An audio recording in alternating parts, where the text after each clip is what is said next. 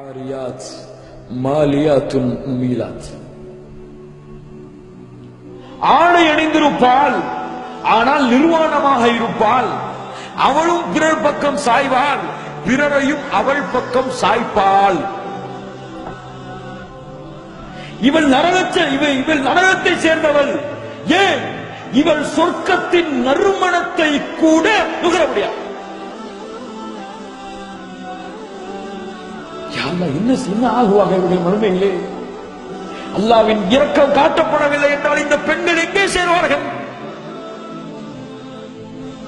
இன்னைக்கு பார்க்கிறோம் முஸ்லிம் பெண்களுடைய ஹிஜாபில் நடக்கக்கூடிய குறையை.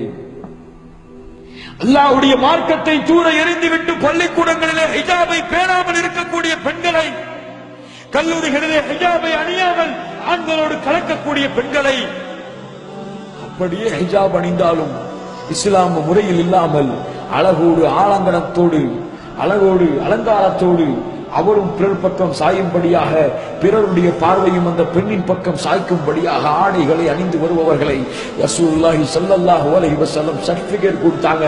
அந்த பெண்களுக்கெல்லாம் நீங்க எழுதி கொடுத்துருங்க, நீங்க நரகவாதிகள்.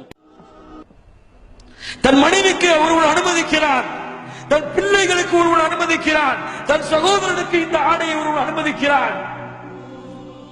சுப்ஹானல்லாஹ். அவங்களாவது நரகத்தில போக மாட்டான்.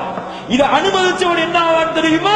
அல்லாஹ் நாளை மறுமையிலே அவனோடு பேச மாட்டான், அவனை பார்க்க மாட்டான், அவனை சுத்தப்படுத்த மாட்டான். யார் அவன்?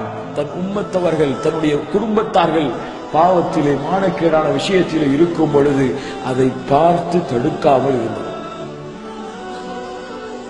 முஹம்மது நபியின் உம்மத்திலே நடக்கக்கூடிய காரியங்கள். சுப்ஹானல்லாஹி ரப்பில் ஆலமீன். யோசித்து பாருங்கள் கண்ணியத்துக்குரியவர்களே, ஐனல் ஈமான், ஐன உம்மத்து முஹம்மத். எங்கே சென்று கொண்டிருக்கிறது இந்த உம்மா? எங்கே சென்று கொண்டிருக்கிறது இந்த உம்மா? இதை தடுப்பதற்கு கூட்டம் எங்கே? இதை தடுப்பதற்கு, நன்மையை ஏவி தீமையை தடுத்து அல்லாஹ்வுடைய கட்டளைக்கு இந்த சமுதாயத்தை கொண்டு வருவதற்கு ஒரு வாலிப கூட்டம் எங்கே? இல்லையே கண்ணியத்துக்குரியவர்களே.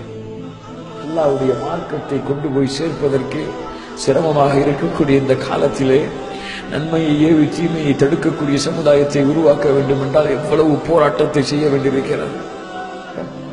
அப்படி ஒரு சமுதாயம் உருவாகாத வரை இந்த பாவங்கள், குற்றங்கள், நபி கூறிய முன்னறிவிப்புகளை இந்த சமுதாயத்திலிருந்து தூய்மைப்படுத்த கூடக்கூடிய, நன்மையை ஏவி தீமையை தடுக்கக்கூடிய கூட்டம் வராத வரை அல்லாஹ்வுடைய லஅனத் அந்த சமுதாயத்தில் இருக்கும்.